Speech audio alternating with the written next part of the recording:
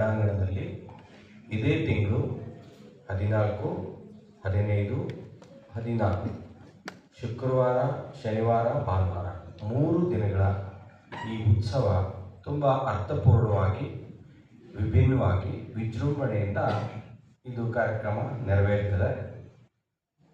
14ನೇ ತಾರೀಕು ಮಹಾಸ್ವಾಮೀಜಿಯವರು ಕೂಡ ಆ ಕಾರ್ಯಕ್ರಮದ ಸನ್ನಿಧಾನವನ್ನು ವಹಿಸಿಕೊಳ್ತಾರೆ. ಆ ಭವ್ಯ ಸಮಾರಂಭದ ಉದ್ಘಾಟನೆಯನ್ನು ನಮ್ಮ ಕರ್ನಾಟಕದ ಘನ ಸರ್ಕಾರದ ಮುಖ್ಯಮಂತ್ರಿಗಳಾಗಿರುವಂಥ ಸಿದ್ದರಾಮಯ್ಯನವರು ಆ ಕಾರ್ಯಕ್ರಮದ ಉದ್ಘಾಟನೆಯನ್ನು ನೆರವೇರಿಸಿಕೊಡ್ತಾರೆ. ಕಾರ್ಯಕ್ರಮದ ಅಧ್ಯಕ್ಷತೆಯನ್ನು ಮಾಜಿ ಸಚಿವರು, ಹಾಲಿ ಶಾಸಕರಾಗಿರುವಂಥ ವಿಜಯನಗರದ ಶಾಸಕರಾಗಿರುವಂಥ ಎಂ ಕೃಷ್ಣಪ್ಪನವರು ಅಧ್ಯಕ್ಷತೆಯನ್ನು ವಹಿಸಿಕೊಳ್ತಾರೆ. ಮುಖ್ಯ ಅತಿಥಿಗಳಾಗಿ ನಮ್ಮ ಎಂ ಬಿ ಪಾಟೀಲ್ ಅವರು, ಜಮೀರ್ ಅಹಮದ್ ಅವರು, ಸಂತೋಷ್ ಲಾಡ್ ಅವರು, ಲಕ್ಷ್ಮಣ್ ಸವದಿಯವರು, ರಾಮಲಿಂಗಾರೆಡ್ಡಿಯವರು, BJP ಪಕ್ಷದ ಶಾಸಕರಾಗಿರುವಂಥ ಸುರೇಶ್ ಕುಮಾರ್ ಅವರು, ಹೀಗೆ ಹಲವಾರು ಗಣ್ಯರು 14ನೇ ತಾರೀಕಿನ ಉದ್ಘಾಟನಾ ಸಮಾರಂಭದ ವಿಶೇಷವಾಗಿರುವಂಥ ಸಾನ್ನಿಧ್ಯ ಜೊತೆಗೆ ಮುಖ್ಯ ಅತಿಥಿಗಳು, ಉದ್ಘಾಟಕರು, ಈ ನಾಡಿನ ಶ್ರೇಷ್ಠ ಪ್ರತಿಷ್ಠಿತ ಧಾರ್ಮಿಕ ನೇತಾರರು, ರಾಜಕೀಯ ಮುತ್ಸದ್ದಿಗಳು, ಸಾಹಿತಿಗಳು, ಜೊತೆಗೆ 14ನೇ ತಾರೀಕು ಒಂದು ಸಾಂಸ್ಕೃತಿಕ ಸಂಭ್ರಮವಾಗಿ BD ಜತ್ತಿಯವರ ಮಗ ಆಗಿರುವಂಥ ಅರವಿಂದ್ ಜತ್ತಿಯವರು ಕೊಡ್ತಾರೆ. 15ನೇ ತಾರೀಕು ಒಂದು ಧರ್ಮ ಚಿಂತನ ಗೋಷ್ಠಿ ಅಂತ ನಾವು ಇಟ್ಕೊಂಡಿದ್ವಿ. ಆ ಕಾರ್ಯಕ್ರಮದ ಸಾನ್ನಿಧ್ಯವನ್ನು ಜಗದ್ಗುರು ಡಾಕ್ಟರ್ ನಿರ್ಮಲಾನಂದನಾಥ ಸ್ವಾಮೀಜಿಗಳು, ಆದಿಚುಂಚನಗಿರಿ ಮಹಾಸಂಸ್ಥಾನ ಮಾಡಿದ ಪೂಜ್ಯರು 15ನೇ ತಾರೀಕಿನ ಧರ್ಮ ಚಿಂತನ ಗೋಷ್ಠಿಯ ಸಾನ್ನಿಧ್ಯವನ್ನು ವಹಿಸಿಕೊಂಡು ಮತ್ತೋರ್ವ ಸಾನ್ನಿಧ್ಯ ಪೂಜ್ಯರುಗಳಾಗಿರುವಂಥ ಸಿದ್ಧಗಂಗಾ ಮಠದ ಪರಮ ಪೂಜ್ಯರು ಆ ಕಾರ್ಯಕ್ರಮದ ಸಾನ್ನಿಧ್ಯವನ್ನು ವಹಿಸಿಕೊಳ್ತಾರೆ.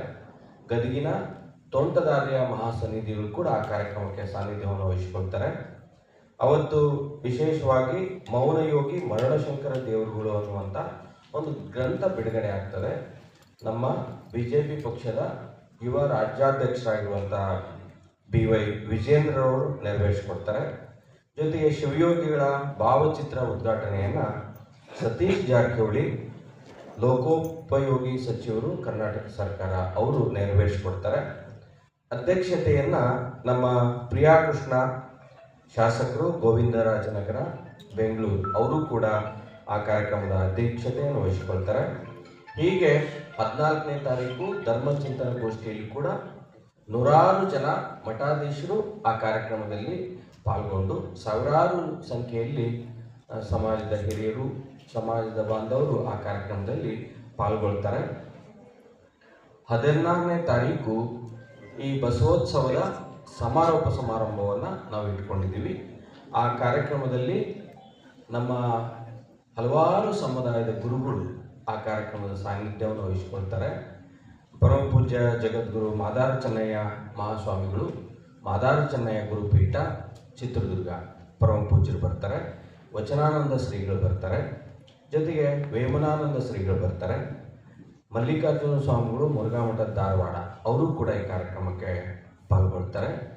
ಅವತ್ತು ನಮ್ಮ ಮುರುಗೇಂದ್ರ ಶಿವಯೋಗಿಗಳ ಜೀವನ ಚರಿತ್ರೆಯ ಗ್ರಂಥವನ್ನು ನಮ್ಮ ಘನ ಸರ್ಕಾರದ ಉಪಮುಖ್ಯಮಂತ್ರಿಗಳಾಗಿರುವಂಥ DK ಶಿವಕುಮಾರ್ ಅವರು ನೆರವೇರಿಸಿಕೊಡ್ತಾರೆ.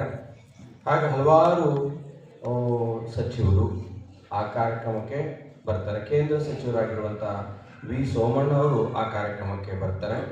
ಮುಖ್ಯ ಅತಿಥಿಗಳಾಗಿ ಹಲವಾರು ಯುವ ಉದ್ಯಮಿಗಳು, ನಮ್ಮ ಅಶೋಕ್ ಕೇಣಿಯವರು, ನಮ್ಮ ವಿಶೇಷವಾಗಿ ನಮ್ಮ DS ಮ್ಯಾಕ್ಸಿನ ಓನರ್ ಆಗಿರುವಂಥ SP ದಯಾನಂದ್ ಅವರು, ಅರುಣ್ ಸೋಮಣ್ಣ ಅವರು, ಹನುಮಂತರಾಯಪ್ಪ ಅವರು, ಕಿರಣ್ ಖಂಡ್ರೆ ಸಚಿವರು, ಹೀಗೆ ಹಲವಾರು ಜನ ಸಚಿವರು, ಉದ್ಯಮಿಗಳು, ಸಾಹಿತಿಗಳು, ಜೊತೆಗೆ ಸಾಂಸ್ಕೃತಿಕವಾಗಿರುವಂಥ ಕಾರ್ಯಕ್ರಮವನ್ನು ನೀಡಲಿಕ್ಕೆ ಹಲವಾರು ಜನ ನಗೆ ಕಲಾವಿದರಾಗಿರುವಂಥ ಪ್ರಾಣೇಶ್ ಹಾಗೂ ನರಸಿಂಹ ಜೋಶಿಯವರು, ಬಸವರಾಜ್ ಮಹಾಮನೆಯವರು, ಹೀಗೆ ಅವತ್ತಿನ ಕಾರ್ಯಕ್ರಮದ ಸಾಂಸ್ಕೃತಿಕ ಕಾರ್ಯಕ್ರಮವನ್ನು ನೆರವೇರಿಸಿಕೊಡ್ಲಿಕ್ಕೆ ಬರ್ತಾ ಇದ್ದಾರೆ. ಇದು ಕಾರ್ಯಕ್ರಮದ ಒಂದು ಪಕ್ಷಿ ನೋಟ.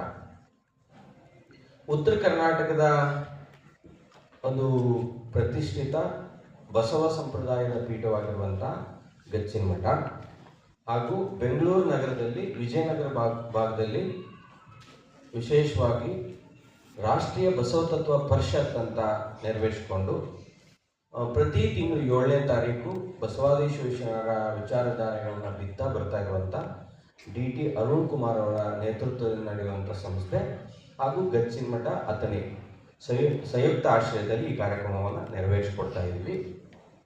ಅಥಣಿ ಮುರುಗೇಂದ್ರ ಶಿವಯೋಗಿಗಳು ಅಂದರೆ ಈ ಧಾರ್ಮಿಕ ಕ್ಷೇತ್ರದಲ್ಲಿ ಒಂದು ಮಾನವೀಯ ಮೌಲ್ಯಗಳನ್ನು ಬಿತ್ತಿರುವಂಥ ಮಹಾನ್ ಚೇತನ. ಈ ಭಾಗದಲ್ಲಿ ಯಡಿಯೂರಿನ ಸಿದ್ಧಲಿಂಗೇಶ್ವರ ಶಿವಯೋಗಿಗಳ ಬಗ್ಗೆ ತಾವೆಲ್ಲ ಗೊತ್ತಿದ್ದೇ ಇರುತ್ತೆ. ಆ ಸಿದ್ಧಲಿಂಗ ಶಿವಯೋಗಿಗಳ ನಂತರ ಶಿವಯೋಗಿ ಪರಂಪರೆಯ ಕೊನೆಯ ಕೊಂಡಿ ಅಂದರೆ ಅಥಣಿ ಮುರುಗೇಂದ್ರ ಶಿವಯೋಗಿ. ಧಾರ್ಮಿಕವಾಗಿ, ಸಾಮಾಜಿಕವಾಗಿ, ಶೈಕ್ಷಣಿಕವಾಗಿ ಅದ್ಭುತವಾಗಿರುವಂಥ ಸಾಮಾಜಿಕ ಕೊಡುಗೆಯನ್ನು ಕೊಟ್ಟಿರುವಂಥ ಮಹಾನ್ ಯೋಗಿಗಳು.